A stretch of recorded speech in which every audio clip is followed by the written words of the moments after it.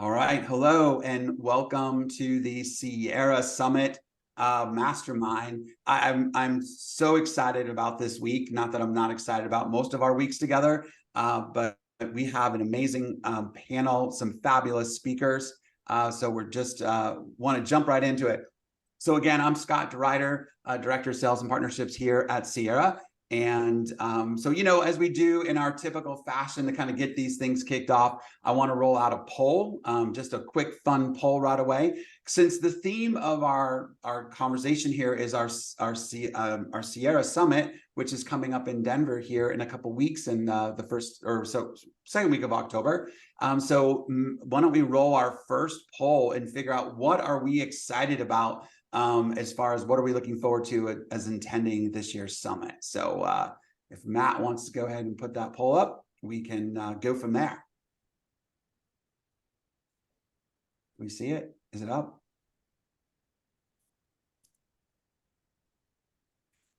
Aha, I see it. All right, so there's the poll.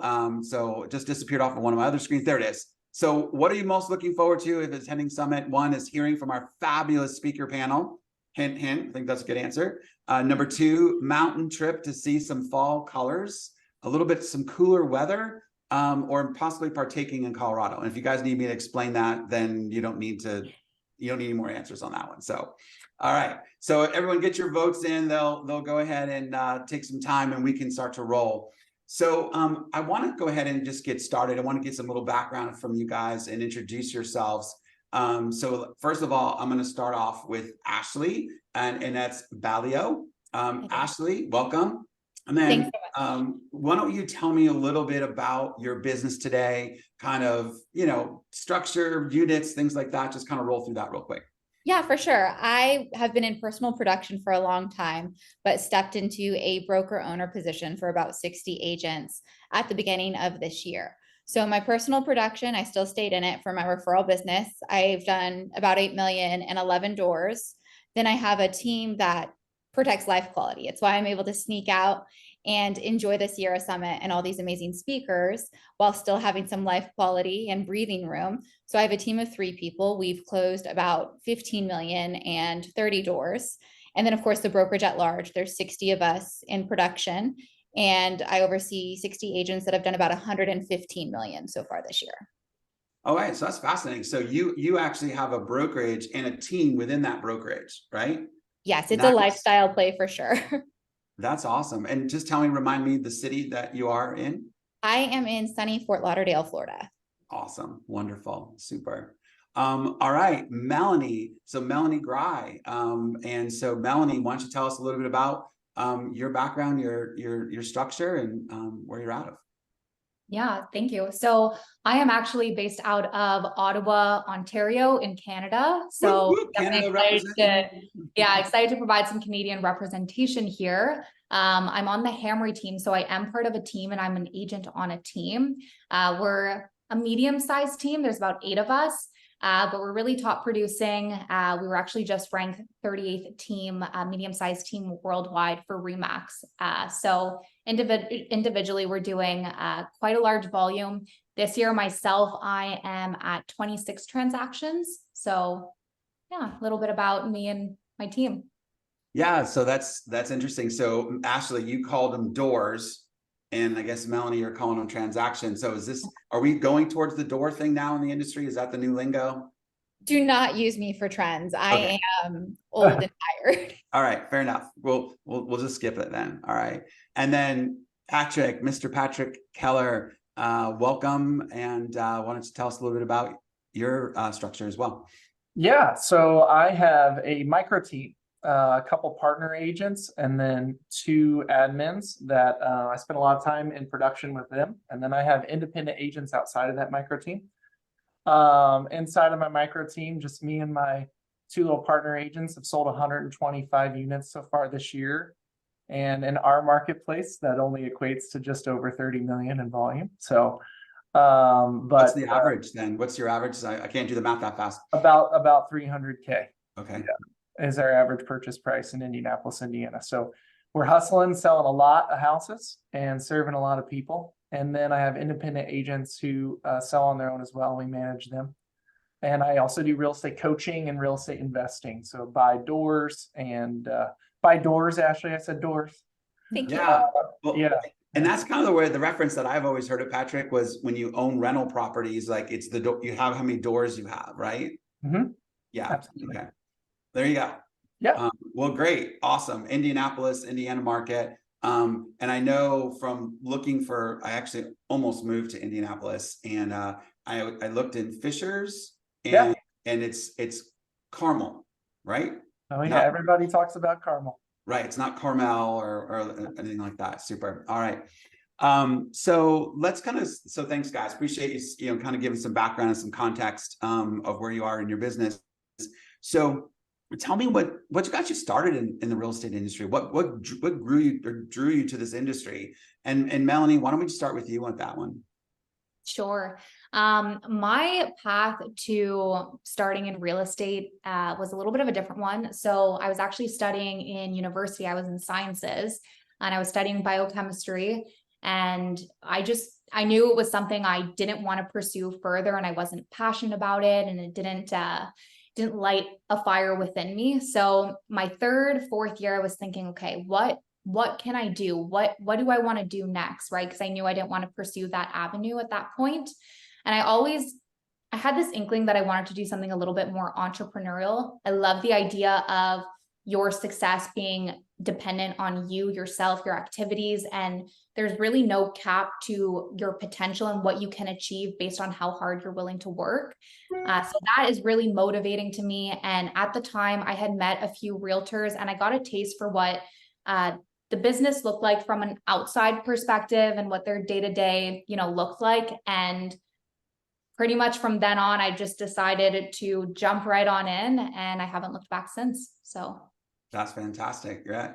I started off as an architectural engineering major. So that did not fit me. I could not get past initial calculus classes, just didn't work. So sales was it, right?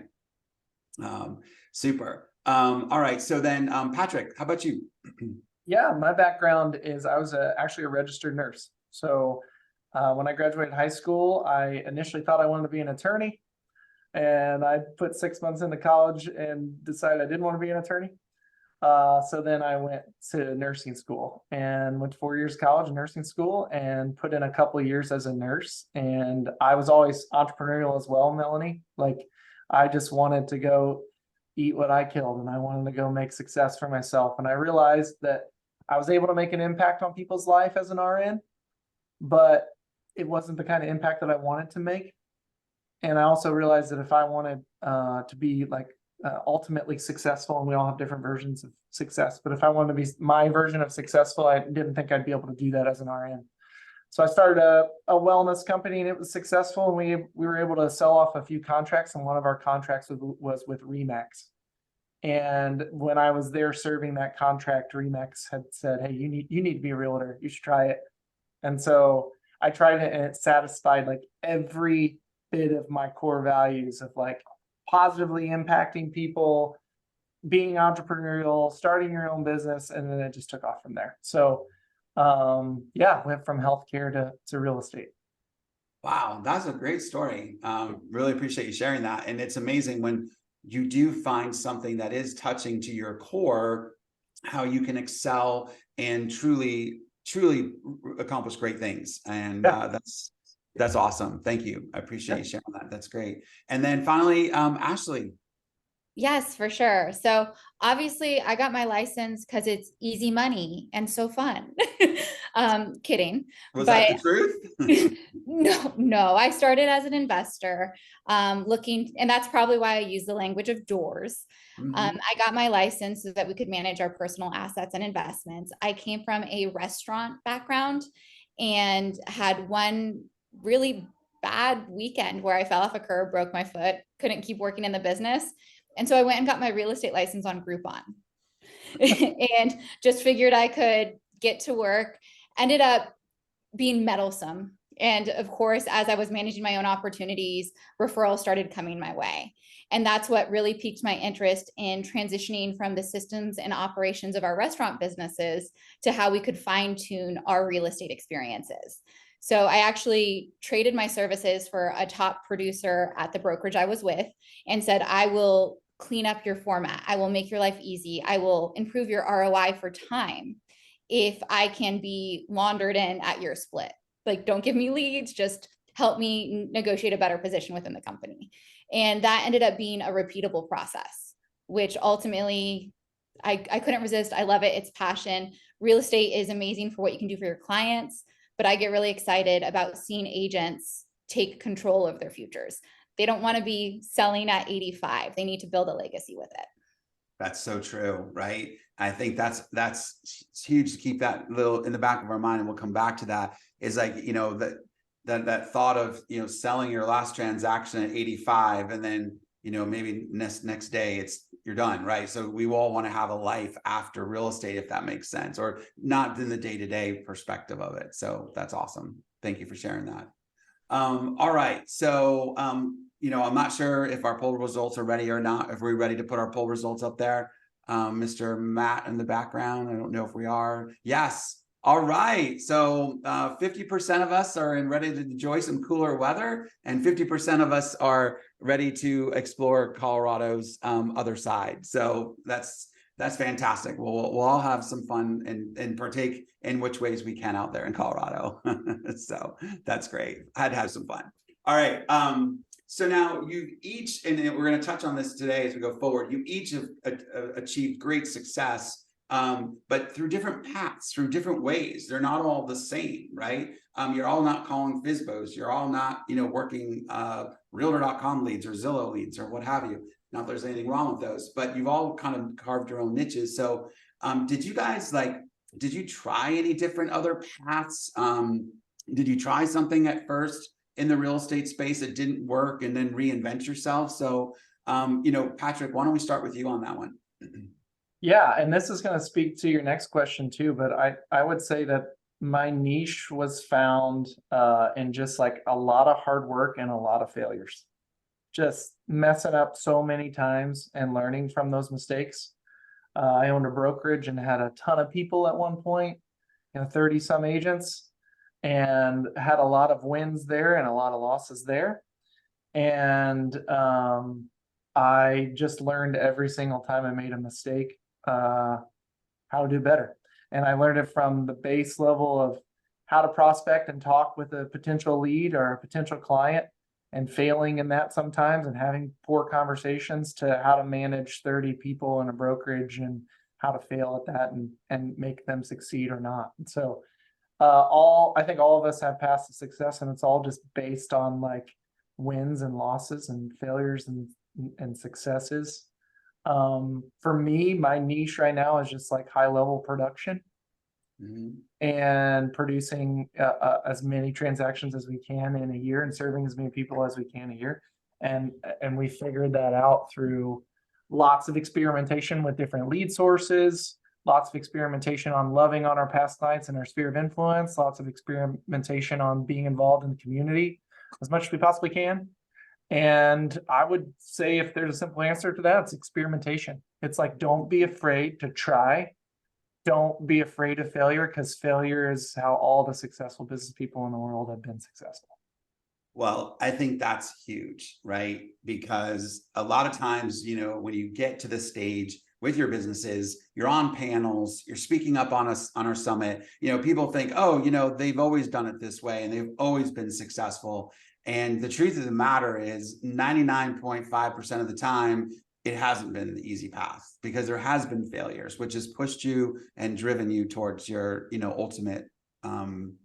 ultimate path of success. So appreciate that. Thanks for sharing that. How about you, Ashley? I mean, it sounded like you kind of started with the residential property management vein there. So tell us a little bit about your path to where you are now.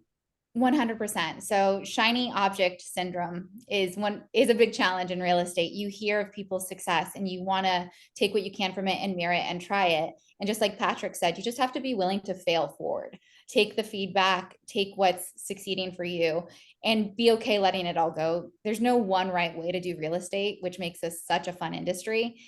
And so yes, I've tried the Zillow leads. I had no patience. I made every single lead my best friend and couldn't do that many lunches in a week, and it was capping my productivity and my volume. So I had to, yeah. So I transitioned to relational based marketing, because now it's not 90 lunches with strangers. It's intentional care towards my sphere of influence. And it's, again, it's hard fought lessons. Every single thing that we train, we speak to, we coach on, we stand on the shoulders of the greats before us. And we hope to then pay that wisdom forward so that other people maybe have less money and time invested in figuring out their journey. Yeah, that's so true, right? It's kind of like, if people, it's almost like the idea here of there's so much sharing of knowledge in this industry, so much. I mean, I think it's under any other industry I've ever been part of. And to learn and to embrace that and to then adopt that to shortcut your path to success is super critical. You always have to be learning, always have to be reiterating and building on yourself. So that's awesome. All right, Melanie, how about you? Yeah, well, Ashley, as you said, what's so cool about this business is there's no one path to success. There's no one right formula, right? Everyone offers something different to the table and has the potential to be successful. I have found in my personal market, of course, there's so many different ways of prospecting and that never ends. Something I've tried that I find doesn't necessarily work as well for me in my market, where I'm located, door knocking. Ottawa is a very conservative market. And I just find door knocking is not something that has worked as well for me, right? And the thought of knocking on 200 doors to potentially get a few good leads is mentally, it's a tough battle to fight. So I find with social media and my demographic, that's been an avenue that has allowed me to reach a lot more people in a more efficient period of time. Yeah. And again, I think it sounds like it's your core, to yourself, your avatar of the folks that you're trying to attract to you resonate with that form of communication and how you've been able to attract them to you, right? Yeah, it's awesome. Fantastic. All right. So yeah, you're right. So let's do this. Let's go ahead, and I'm going to go ahead and roll out the next poll, right? Because I think it's going to help set up a little bit of conversation as we go forward. So if Matt, if you want to roll out our second poll. So I'm curious, for the folks that are on the call today, what is your current structure? Are you an individual agent? Do you have a micro team? And we're going to have Patrick talk a little bit more about that. Are you a team in 5 to 15, a team 15 to 50, or are you a team, 50 plus agents? So if you want to take a minute there and vote on your size or just what your structure is, we'll be kind of curious as we move forward here. So, all right. So I'm going to go ahead and skip down here to Ashley, right? So, all right, we got some background, we have some context. So why don't you give us just a little bit of a taste of what you're going to be covering in October 10th and 11th when we're together in Denver for the Sierra Summit? Yeah, happy to. So I am trying to encourage people to really dial in their brand identity so that it becomes easier for them to win referrals. Referrals obviously have a much higher strike rate on conversion than any other form of lead generation or marketing. So ideally, we just want agents to be confident when they go and ask for that additional business. My whole presentation is structured around actual action items and ideas to really refine your unique selling proposition. So you obviously got to get that USP in. And once you can articulate what makes your brand valuable, and then you have your systems that back it up, and then perfect that client experience underneath it, you can go into any opportunity with extreme confidence that you are probably the best thing that could ever happen to that client, because who's going to bring more expertise and care to that situation. So it just makes it really easy to ask for that business, and people catch that enthusiasm and get eager to partner with you as well. So your business will naturally grow. So I heard a lot there, a ton. Again, not going to try to give too much away, but so how do you develop a unique value proposition? I think a lot of people struggle with understanding their value. And I think it's a huge thing in our industry, especially as this whole talk of commissions and, buyers having to, possibly have to, negotiate their own commissions going forward if some of the lawsuits go a certain way. So like, how do you develop that? So I like to use something called the SWOT analysis, where I like to look at every single deal. What were the strengths, which is what you enjoyed in that deal? What were your weaknesses? Were there instances where you were less than enthusiastic to show up in that transaction? So those first two, strengths and weaknesses, are a reflection on your experience in the deal. And then you have your opportunities and threats, which are client-facing evaluations. Obviously, your opportunities are what the market is telling you they value about your service. And that's a huge clue as to where you should continue to develop your strengths. And then threats are anything you did wrong. Nobody's perfect. It is okay to make a mistake, but you better not make it twice. So you have to really be analyzing your business. And from there, you're going to see patterns. Your passion and your gifts you're going to find that flow where you really stand out. And the USP at that point is going to write itself, because you're going to have really good self-awareness and study your business patterns. That's fantastic. Yeah. So it has to be some self-reflection on where you are with your business, with your value propositions to your customers, and then be able to articulate all that after doing that SWOT analysis. So got it. Very cool. Awesome. So then let's go ahead and just kind of shift gears. Then Melanie, give us a little taste here of what you're going to be speaking on.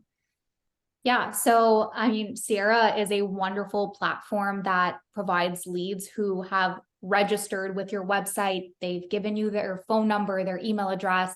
They've basically given you permission to contact them. And I've had great success with Sierra, with about a third of my business coming and being generated from Sierra leads. So I'm really going to get into the nitty gritty of how to convert these leads.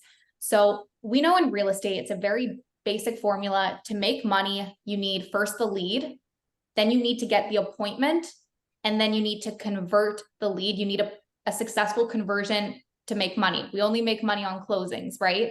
So I'm really going to give you all my tips and tricks on how to go from the initial lead source, in this case, the Sierra lead source, and how to get that appointment. And then also my tips and tricks on how to have a successful conversion, because ultimately that's what we're all after. That's how we get paid, and that's how we make money. So awesome. So what I heard there is there's two key elements, right? So the first step is to get the appointment. And then the second step to that is obviously the conversion, right? We all know that's how we get paid, as you said. So I'm just going to tease out just a little bit more, maybe just like one little more detail on like how you get your appointment. So like, is it all phone work and calling them 15 times, or do you have some other approaches? Well, okay. So just a little teaser, just a little bit. A little teaser as to how to kind of go from the initial lead source, the Sierra lead source, to the appointment. We know you need to make the phone calls, right? Use the phone for what it was initially intended for. Speed to lead. Typically, the faster you can get to a lead once they've initially registered, the more likely you are to get a hold of them. When you're on that phone conversation, trying to get that appointment, be direct. Let them know I have availability this day or this day, which day works best for you, versus, are you interested in meeting for a call? Really be direct, and you're there to bring them to the finish line. Be confident. If you need to stand up when you're speaking on the phone, they say standing up while you're speaking is great for confidence. Smile. People like to work with people who are friendly, who come across as friendly, people they trust ultimately. So that's a little teaser. Of course, I'll get more into it, but definitely I have some great tips and tricks to share. So getting that initial in-person appointment, getting, face-to-face with them, it makes a huge difference in being able to ultimately convert them. So yeah, so I'm going to just ask you one more follow-up on that. And I know you leverage Sierra for our digital advertising. So as far as generating leads to the website or some organic traffic. So when you leverage digital advertising, like I'll call it Google PPC. Sometimes people kind of refer to it that way. Are you still speed to lead with those? like those types of leads that come into the system? Are you still speed to lead there? Yeah, I really try. Of course, if you're, in an appointment, you're driving, sometimes you can't get to the lead, within 5 minutes, but I'm always trying to get to that lead as fast as possible. I am, have Sierra, have the app on your phone. That way you directly get the notifications on your phone. They pop up just like they would a phone call, a text message. And that way you have quick access to them, and, your next opportunity to reach that lead, get on that. It really makes a big difference. I'm so glad you mentioned the mobile app, and thank you. And so I don't have to feel like I'm doing self-promotion for Sierra, right? But it's a fan. Sierra has such an amazing mobile app for that. You can practically do everything that you do within the actual desktop CRM on the mobile app, whether it's add tags, place the calls, set up a new action or set off a new action plan, follow up with a text, email, all that from the mobile app. So it does give you that ability to reach out to not only like say a Zillow or a realtor.com lead fast, but you can even do it to all your digital leads coming through from your digital advertising. So great. Thank you for sharing that stuff. That's awesome. Wonderful. All right, Mr. Patrick. So tell us a little bit about nurturing your SOI and your PC and micro team. So let's just start off, a little teaser from you. Yeah, I have two big jobs in my talk. I have to talk about how we leverage our past clients for more deals and love on our sphere of influence. And then I have to share also like how I do my micro team. And yeah, we got a lot of heavy lifting, right? I'm excited about it. Yep, I get to do this often, and so I'm excited to do it some more. I'm super excited to talk about the PCSOI thing because it hit me a couple of years ago, where we were working really, really hard on leads, and leads are a huge piece of our business. But like last year, for example, like I looked back and I sat down with my two partner agents that helped me show homes and stuff. And I'm like, how are we going to make this year better? And we had sold 153 homes last year. And we looked at the sources of our business, and 65% of that was past clients and sphere of influence. Wow. And I'm not good at calculators, but I think that was like 90 some transactions of past clients and sphere of influence people. And so, and we were doing a pretty good job of it then, but I'm like, clearly this is a huge piece of our business. So I'm going to absolutely give everybody the exact roadmap of how we love on our past clients and sphere of influence, from our quarterly calls, what you say in your quarterly calls to your past clients and sphere of influence, exactly what you would say, how those conversations will go, to how we do our newsletters and how we create our events around our past clients in our community to be just like top of mind awareness, so that when anybody in our town thinks about real estate, hopefully they think about us because of all the work that we've done. So the absolute blueprint on everything that me and my admin do to be in front of our past clients in our sphere of influence. So I'll share every bit of that. Wow. And then transition into what a micro team really is. Micro teams are something that I don't know if you guys have heard of Hatch Coaching, but Robbie Trefethen, Eric Hatch, and I are partners and coaches in Hatch Coaching. And I don't want to say that like we created the model of the micro team, but we believe in it and a high level, and we teach it at a high level. And I teach like high producing individuals or individuals that are like, don't have that lifestyle that you mentioned, Ashley, where they like work 65, 70 hours a week and they don't get to see their kids and they don't get to see their families, but they want to make $300,000, $400,000, $500,000, $600,000 a year, and they want to keep doing that. We teach them how to, for lack of a better word, like leverage themselves out with partner agents with salaries and commission structures that make like a ton of sense. And so I'll teach the exact roadmap on how my micro team is structured and how you can get your life back and still be a top producing agent. I went from working 75 hours a week to working 40 hours a week, like we're all kind of supposed to. And it's absolutely because of these wonderful people that surround me. And it's absolutely because of the micro team model. Wow, that's fantastic. Well, I mean, like as you said, it's a ton of content. I had the privilege of hearing Eric Hatch speak here in Atlanta and he was just kind of rolling out the new book he had written, and it kind of showcased a lot of the philosophies and theories, including the micro team. And I think he told everyone in the audience at the seminar that I was at that they should all fire all their agents, right? And of course, there was a big ruckus in the audience and all that, but obviously not doing that dramatically, but to really take a look at yourself and how things are structured, and how you can really leverage it. So I have a follow-up question on that with you. So, you know, when you talk about your sphere of influence and your past clients and that they represented 60%, you talked about quarterly calls. Do you follow the DT-D2 type of model when you're making those calls? I'm transparently don't know what that is. Good. So, Maybe all we right. do. So I mean, that was kind of maybe my little drop here, my value add. So, so one of the things, and in my wife runs a team here in Atlanta, so it's have a little bit of a connection to the day to day.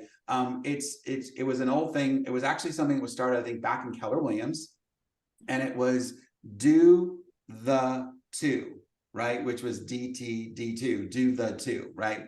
Do the daily two. Sorry, that's where the D comes in. So it was do the daily T, do the daily two. And what they basically taught was you take two letters of the alphabet. So you would say take A and a W, and you would go ahead and do those two letters in week 1 of the quarter.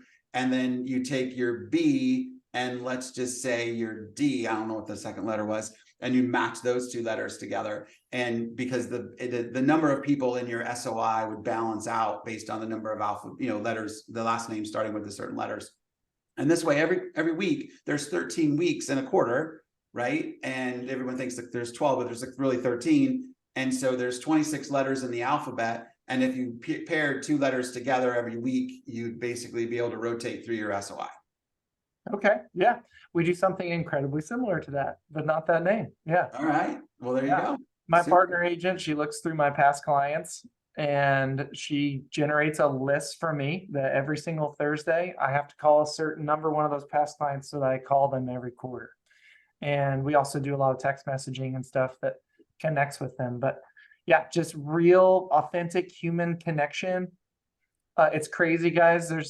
I spoke at a conference a couple months ago in Washington, and I told everybody I want to write a book, and it's going to be called Real Estate Rocket Science. And then you're going to open the cover, and then in the book I'm going to say, hey, just kidding, none of this is rocket science. Like, it's just human interaction, it's connection, and your past clients will obviously like not only refer you but become friends, and they'll become places in which they're just like referral machines for you just by staying connected with them and contributing to them. Yeah, treating people better. That's huge, right? It kind of comes back to, what you pour into somebody or into a relationship is going to return back to you. And whether that's through events, pop-by gifts, other ways to give value to your SOI. So that's awesome. That's awesome. All right. So let me ask you guys. So we talked about this earlier. You all said that, being able to leverage yourselves the way you have in your business has given you the freedoms to attend a conference like this, to network. So before I answer my own question, Melanie, starting with you, what advice would you give to all of our Sierra clients or non-clients who are going to be attending the summit? How do you get the most out of an event like this and come away with something? And what should you do maybe after is the follow-up question. So what do you think? To make the most of the conference itself? Yeah. Well, I mean, definitely show up, connect with the people who are there. Don't be afraid to go and speak to people. I mean, we're all there wanting to meet people, network. I think the panels are great. I myself I'm very much looking forward to hearing everyone else speak. So I'll be there listening, taking notes, soaking in as much information as I can, and really just putting myself out there. I'm looking forward to meeting everyone and making as many real relationships as possible. So that's fantastic. Yeah. And then kind of what would your advice be after the conference? Like, because you can go to the conference, you can meet people, right? So what's your advice for them afterwards? stay in touch with the people you meet. Whether that's, follow people on social media, connect with them on LinkedIn, Facebook, stay in touch with those people, and don't just meet them at the conference and never talk to them ever again. As we said, this is a relationship business, from your clients to realtors in other regions. It can be a great referral business altogether. So staying in touch with people. I think that's huge, right? How about Ashley? What would you say? Well, if it was always just about what you knew, we would all be rich and skinny, right? It's about how you apply the knowledge that actually matters. So my goal for the conference, and just like Melanie, I cannot wait to sit in every single one of these amazing speakers you've curated for us and have my notebook out. But I always go through and I order everything that I learned, every soundbite, in order of achievability that would support my business, but I have to do one. And so from every conference, if I'm giving you 40 minutes of my attention, I'm going to have an action item after that time as to what I think is going to advance my business. And then of course you put it in the time block, you make your plan of action, and you get it done. I heard some awesome things in there. So I heard basically come away with one thing that you're going to take from each of the sessions that you've listened, put them in your to-dos, your calendar, your time block, and then focus on just executing, right? Exactly. That's where the power is always in doing it. It's, again, just like Patrick said, it's not rocket science. You don't have to be the very best. You just need to be the most consistent. So actually use the knowledge as the big plan. Fantastic. And hey, before I forget, I should probably roll out our poll results. So let me just ask Matt, if you want to just let us know. I'm just curious, how many micro teams do we have, Matt? Have we, because we'll do that afterwards, right? Oh, look at that. So we have 27% are micro teams. Whoop, whoop, Patrick. So 36 individual agents, a team size 5 to 15, 18%, 15 to 50 agents, 18%, and then no above 50 teams. I guess that's a really big team, right? When you have someone above 50, it's pretty huge. Well, that's fantastic. That's great. So the micro team it's catching on. I love it, right? It should. All right, Patrick. So for you as well. So tell me, like, what should they focus on? What's the way to get the most out of a summit like this? I think what's been really great about the way you guys have planned this summit, seeing others, is that you, and if everybody hasn't done this, they need to do this. You guys posted your agenda already. Mm-hmm. And in the agenda, there's topics there. And I think that the best way to prepare for the summit is to prepare for it. Like, go and figure out what you really want to focus in on and make sure that you attend those sessions and you're laser focused in on them. Because there's a bunch of stuff that happens at these things, guys. Like your phone, you're all busy agents. So your phone's going to ring, you're going to get text messages, you're going to get emails during these things, and you're going to want to get pulled away. And so before you go, it's really important to be like, hey, I want to tune in on Melanie's thing, or I want to tune in on Ashley's thing. And for that 45 minutes, my phone's over here, and I'm going to get the most out of it. So prepare yourself for it. Just don't show up and be like, hey, whatever I can eat, I'm going to eat and I'm going to consume. Be prepared for it and know that, hey, I'm really laser focused in on these sessions. Yeah, I love that. You know, from a perspective of coming to it with a plan, in a sense of what resonates with me, do self-reflection, what areas can I improve?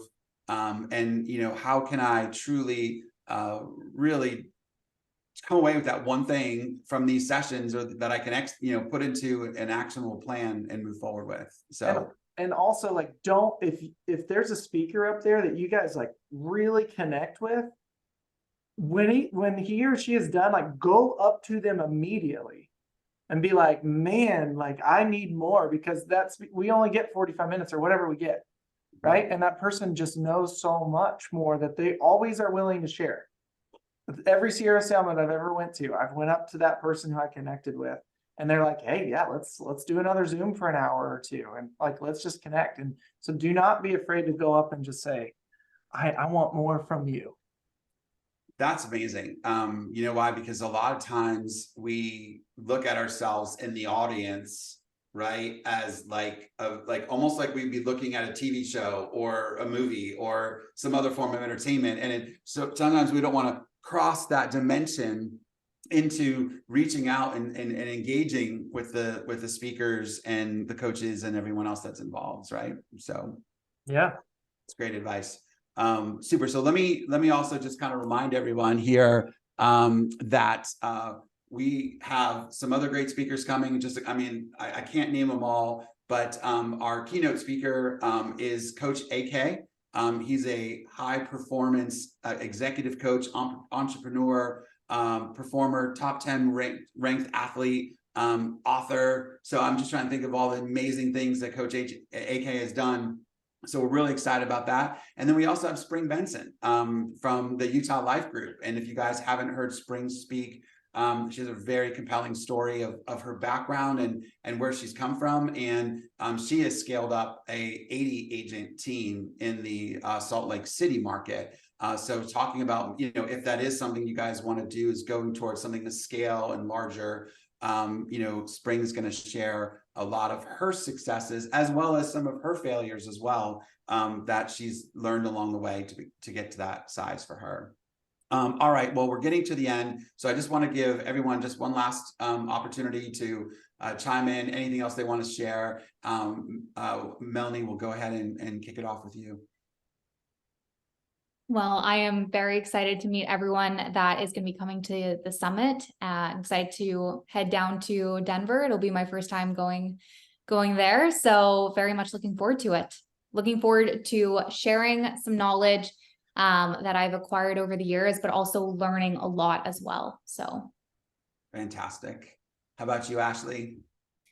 Honestly, if anybody wants to connect leading up to the summit, if they'd like to connect after, I am completely open to that. We are a relationship business.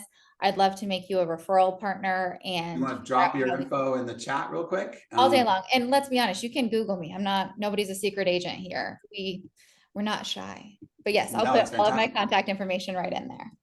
Yeah, no, drop it there before we wrap up. Same, Melanie, if you want to as well. Obviously, this is a great way for you to network, for people moving up to Ottawa and to leverage with yourself. So it's awesome. And then Patrick, how about you? Any closing thoughts? Yeah, let's all just get together, have a good time, learn how to sell more houses, recruit better agents, get more of our life back. In a challenging market, this is our time to shine. Like, this is separation season. People that are going to conferences like this, we should be able to pull away from the pack. So let's go do it.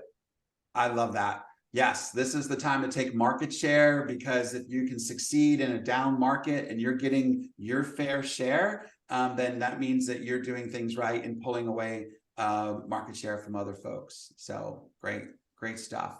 All right, so I see Melanie's got hers in there. Ashley's got hers in there. So if you guys want to just take a peek at that real quick before we wrap up this way, you guys can connect and reach out, ask your questions, ask each other questions, and network, and then get to meet. And then there's Patrick, meetpk.co.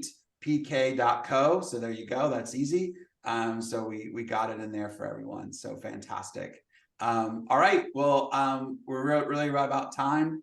If there's no other questions, we'll say thank you guys so much for taking this time to kind of prep us. And I'm super excited now, based on just hearing the little bits that you've shared, to hear your full presentations when we're together in Denver. So thank you so much, and enjoy the rest of your day. Take care. Bye, guys. Take care. Thank you.